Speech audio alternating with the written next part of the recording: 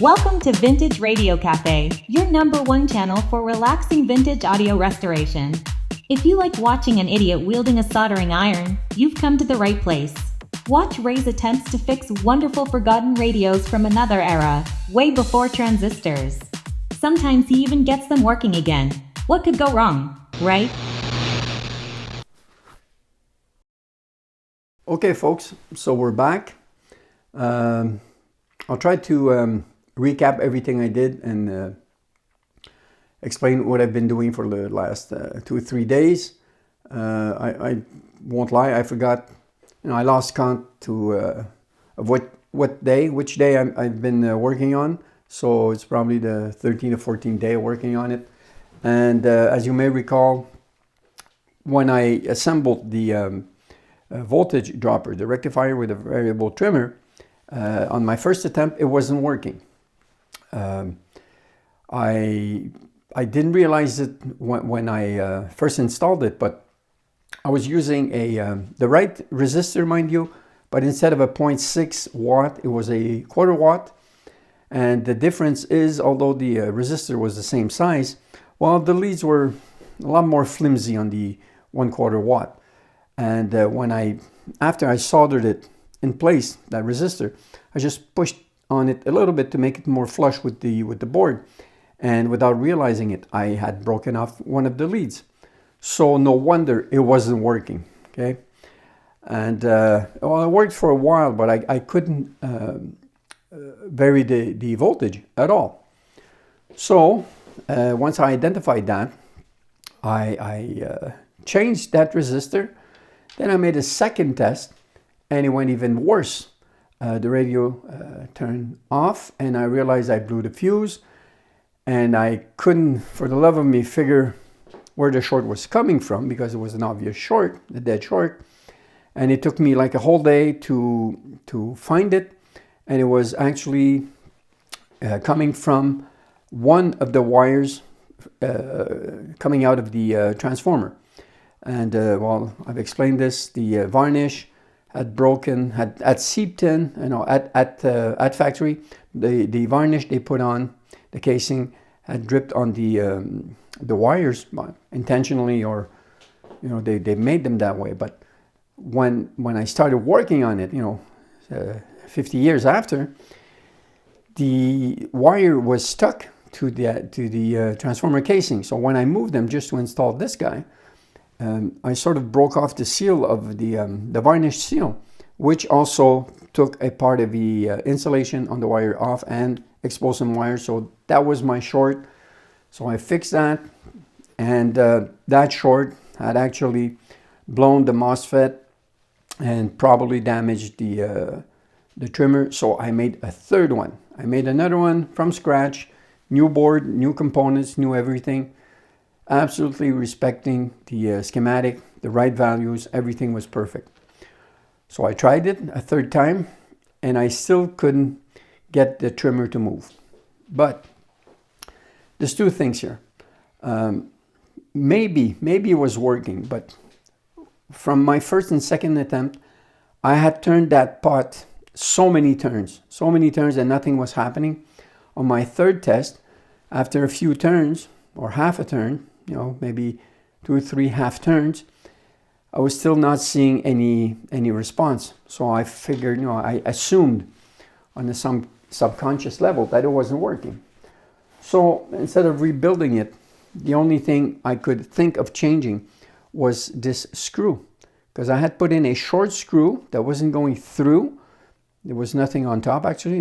There was only one screw going through the board, but on this side where the MOSFET drain is, well, actually it's on this side, where the MOSFET is, the screw was inside the casing and not sticking out.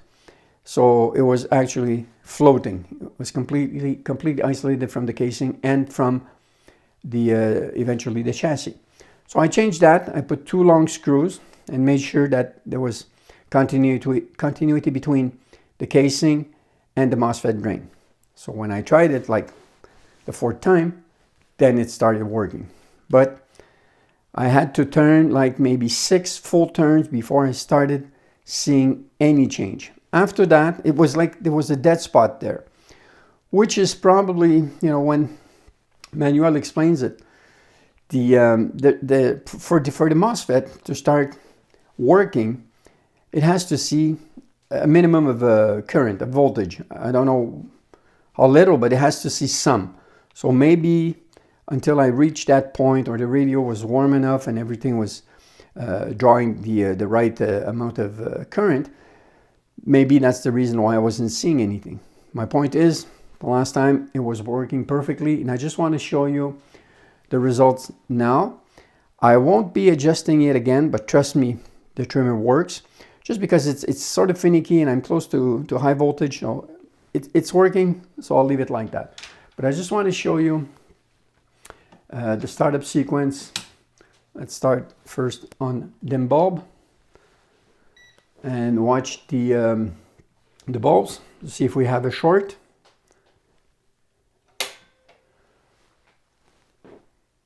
So this is reacting normally, bright at first, going down low.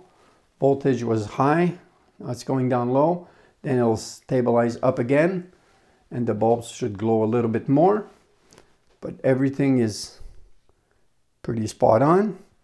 So the target voltage is 270, but since we're on the dim bulb and the current is restricted, we're not going to see much voltage, far from the 270. The radio, aside from a scratchy pot, works fine. So let's turn it off. See, the bulbs are a little bit brighter now because we're drawing 43 watts and I've got two 40 watts in there. So that's about 20 watts each, which is what the glow indicates. So now let's try the same thing on full power. And we should see 270 volts or DC or very close to it. Let's try this. I'm very, very close to 120 volts AC coming in. So once everything stabilizes, and I warmed up,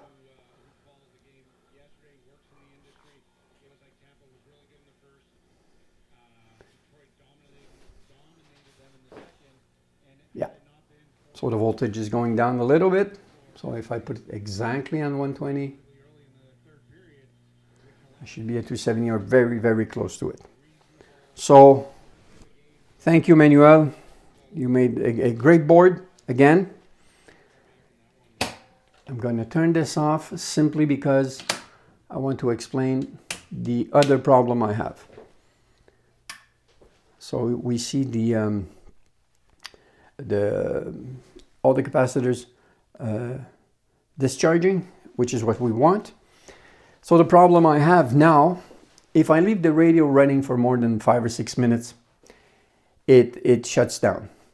What is happening is that first you see the pilot lamp go out, then slowly we lose the power. I already know that all the switches, which I haven't cleaned internally, both the mechanism and the contacts are really, really cruddy. So if they are cruddy, I'm sure the contacts on the power switch are just as dirty.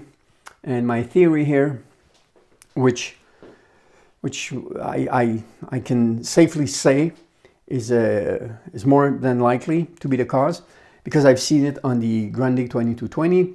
It was working at first, then the next day, no more power.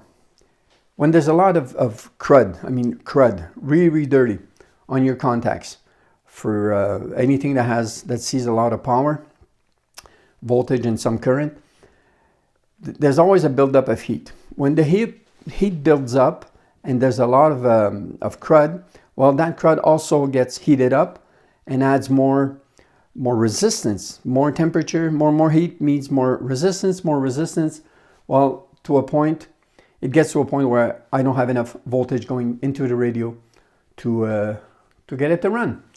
So the plan is first to fix this guy permanently to the transformer, on the side of the transformer, reconnect it properly, and then get the radio out again and clean all those switches, and hopefully it will solve the problem. If not, it means, well, there's another problem on the power supply somewhere. But first things first, we'll start by cleaning all the switches, especially the main power switch, and I'll get back to you once I'm done with that. So catch you later. Okay, we're back. It's the next day. Last night I worked on reinstalling the transformer with the new rectifier screwed onto it, and I managed to clean all the switches, all the contacts, the piano keys, and especially the power switch. And as you can see in the pictures, all the 4 contacts were full of soot.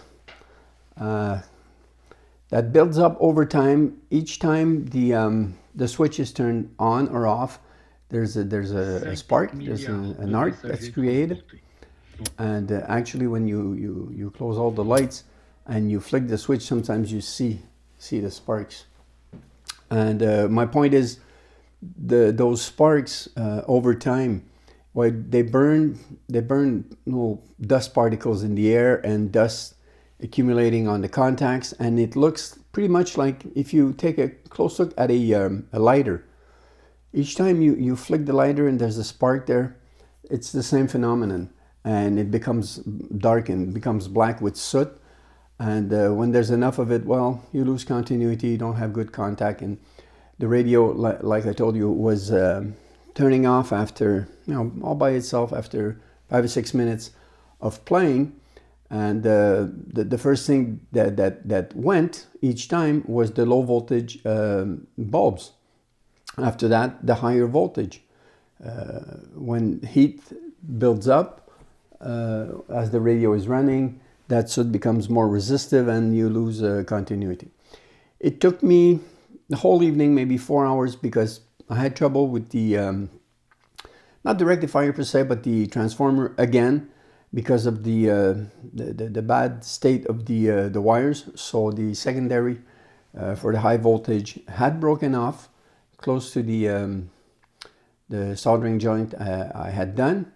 And so I had to redo that and find a cleaner part of the said wires, and I had like maybe 2.5 inches to work with. So I managed to reconnect it directly without using a jumper wire, and it's much better now. So let's have a listen. Turns on normally. I can tell you I already checked with the dim bulb yesterday, and my voltage is spot on, 270. So as the radio is warming up, and you can see the signals coming in better. I also cleaned thoroughly cleaned the volume part and the balance control, and there is no more scratchiness. It's perfect. There is a bit of residual hum, more audible on AM. But not that much. As soon as you put a bit of volume, you don't hear it anymore. And to be honest, I only have one radio that doesn't have any hum, and it's the Blowpong Riviera.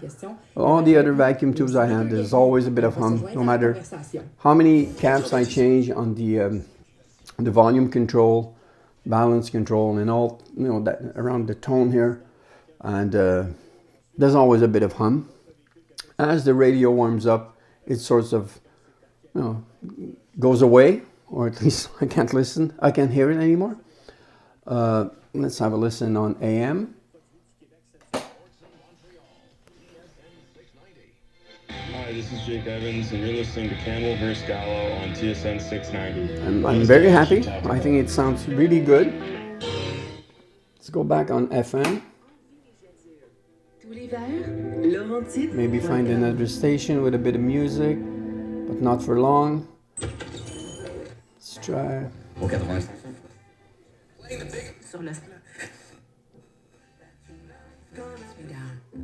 Mistreatment can take many forms. Treatment. The mistreatment helpline is here. Call 1-888-489-2287. Or on the higher end.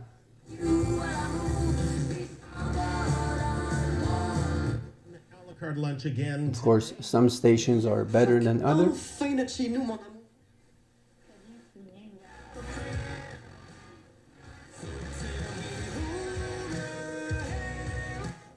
À TVA, une émission durant laquelle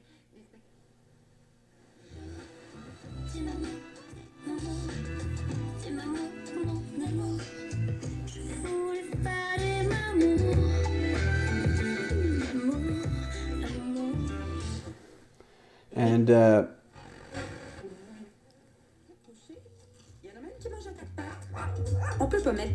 as most of these radio, the sound is really warm, really deep, and the bass control gives an insane amount of bass when listening to music. There's a lot of difference, especially if you crank up the bass. Et pour un match parfait, tu peux accompagner ça d'un lunch sur place. I mean, that's a lot of difference. Can't complain. Aujourd'hui à Montréal, Same for personnes avec des on the jazz feront appel au service de transport preset. public, la STM. Que ce soit pour des activités sociales, professionnelles ou pour Put the treble all the way up, ces personnes ont besoin d'un service humain. all the way down. Il ne faudrait pas les priver de la bienveillance et de l'expertise And with the jazz preset selected, de sécurité. Surtout, on ne doit pas les priver de the higher end goes even Sauf pour higher. notre transport adapté public. Visitez So notre transport really, possible. really, it sounds good. I listened to a bit of shortwave 1 and 2 last night, and it's very hard to get anything here on shortwaves, especially in my basement. But still, I got a few stations, maybe 50-60% reception, but it's still very, very good. So I shut this off. And what is left to do, well, before I start working on the cabinet, still trying to find some trims, want to clean the grill cloth, polish up the cabinet per se. But before I do that, I have to, well, I'm going to change them. The two filter caps on the speakers. There's 250 UF at 6 volts, I believe. So I got some replacements. They're electrolytics. Although it's a weird logo. It's a weird drawing for the electrolytics. I thought they were bipolar, but from what I can see in the set right now, they're really electrolytics. So I'm going to change them just to see if I can improve the quality of the tone and maybe the better separation between the lows and the highs. The radio is mostly playing mid-lows. Not that much high frequencies, but then again, it might be just the way this radio was built and was tuned. But we'll see. I'll change those right away, and I'll come back to see if to show you if there's a difference. At any rate, they're probably leaky. I mean, 62, 63. So this radio is as old as me, and at 63 years old. Some of my parts are hurting now, so it's probably the same for this radio. They're probably leaky. Maybe it will improve the sound. So I'll get right back to you. Engaged. And what we've seen over time is when mentioned Title I at the top of the hour. Let's talk about kids. Title I is a lot. Is it a school who receive those For students and their families. somewhat underfunded relative to the promise and landmark piece of legislation and disability rights. But Dana, I mean, Candidates that would vote for this. Now, in the Trump era, you don't really want to be in the prediction business because a lot of your response, is there an advantage in having programs administered by the Department of Education versus being split between other departments or just being at the state or local level? or any of those kinds of things, those are by and large not decisions that are being. It's part of the budget. Students with disabilities, which is somewhere in the neighborhood of $15 billion, has. It depends on kind of how. It depends on like student loan repayment approaches and kind of how we're handling that. $15 billion, you said. Going over those numbers, it was the disparity that jumped out to me. Priorities are priorities, but when we talk about the size of these programs. Okay, guys, so I replaced the two 50 microfarad electrolytic capacitor that were on the both speakers. Well, they're probably interacting with all four speakers, but they were connected directly to two of them. So I don't know if I'll be able to show you this, but this is what was in place. Sorry, and this is the replacement. I mean, look at this size. Now, what was the value of those guys? Well, I can tell you, they needed to be changed. That's for sure.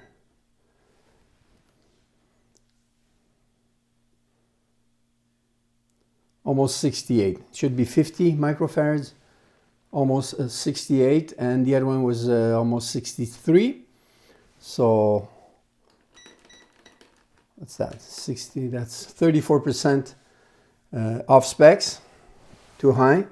So if they are, you know, more than 50% off, they have to go. But it certainly indicates they were leaking. Now let's listen to the difference. I've already tested it, so I have a pretty good idea. Let's try on FM. So I've got no tone shaping, no presets selected. So you had the sound just flat. The EQ not really being operational. Let's have a listen. L'aluminium canadien va pénaliser les entreprises, comme vous le disiez. On comprend qu'ils veuillent redémarrer l'industrie de l'aluminium aux États-Unis parce que la défense a besoin now let's try mais l'aluminium canadien fait la job, là, je veux dire. Varying the bass and the treble. So the bass, de toute façon, permettez-moi, on déménage less. avec trois déménageurs pour un camion, là. Je veux dire, un camion Pantone. Okay. Non, mais on se parle entre nous autres. Let's put more bass. Vous savez, quand on parle à des gens qui sont dans l'industrie, il y a un peu de... Il y a un sourire parce que... Of course, it's not music, but peuvent avoir lieu, there's a lot of difference. Industrielle, là, really a lot of difference. Vous ne déplacez pas une aluminerie en 2 ans, vous déplacez pas ça en 4 ans. So the same thing with the treble. Vous n'avez pas d'expertise, vous n'avez pas d'énergie. Je parlais à des experts hier qui me disaient, pour remplacer, par exemple, ce qu'on produit au Canada en matière d'aluminium, et même... What a difference, what a range. I'm really impressed. Okay, now let's do the same thing with the jazz preset. Okay, no treble at all. Des centrales qui seraient dédiées. Oui, mais mettons qu'on faisait ça, vous en conviendrez qu'il n'y a rien de ça qui se fait à court terme. Exactement. It brings it up even more. Il n'y a rien de ça qui se fait non plus de façon industriellement logique. Let's do the same thing with the bass. So already, without any bass, listen to the difference. Now when I add bass, parce que ça fait des décennies qu'on le fait. Alors, je comprends cette vision-là du président de dire on veut amener l'âge d'or de l'Amérique, mais d'imposer des tarifs à son plus proche allié. Moi, je peux vous dire, le monde, on parle à nos partenaires à travers le monde, les gens sont stupéfaits. Les gens sont stupéfaits parce qu'ils écoutent. Le plus grand allié des Américains, c'est le Canada. Donc, il y a quelque chose de contradictoire d'imposer des tarifs à ton plus grand fournisseur dont tu as besoin pour ta sécurité nationale. Monsieur le ministre Champagne, est-ce que vous êtes d'accord avec le premier ministre François Legault qui propose, demande, souhaite le renouvellement de l'accord de libre-échange le plus rapidement possible? Ce qu'il dit, c'est que compte tenu de l'insécurité créée par le président, n'attendons pas 2026 pour renouveler cet accord avec les États-Unis et le Mexique. Renouvelons plus rapidement.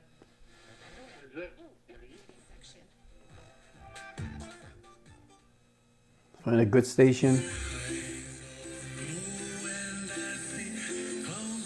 Not a good song.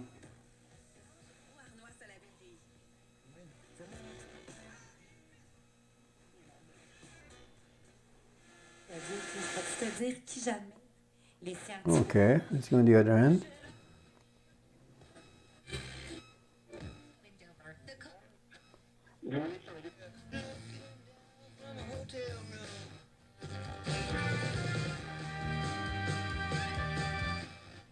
And find better.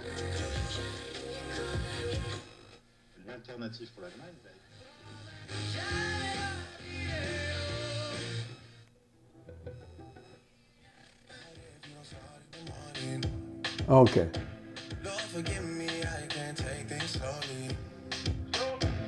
I'm going on them once I get going. Just trying to take it all off of me. Trying to stay real close to me.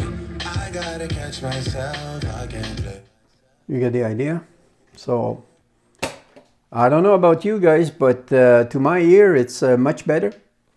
I think there's a lot more contrast, a lot more range between the highs and the lows go really, really deep. I'm impressed. Like I said before, for a 62 years old radio, it's really impressive. And I always, well, not always, but I often say this with those big sets, those big German sets. Try to imagine what it was like to listen to this in 62. Oh, sure, there were already amplifiers and separate tuners, and later receivers that were on the market more in the 70s, mid 70s to late 70s. But 1962, you had this in your home. You had people over for drinks or coffee.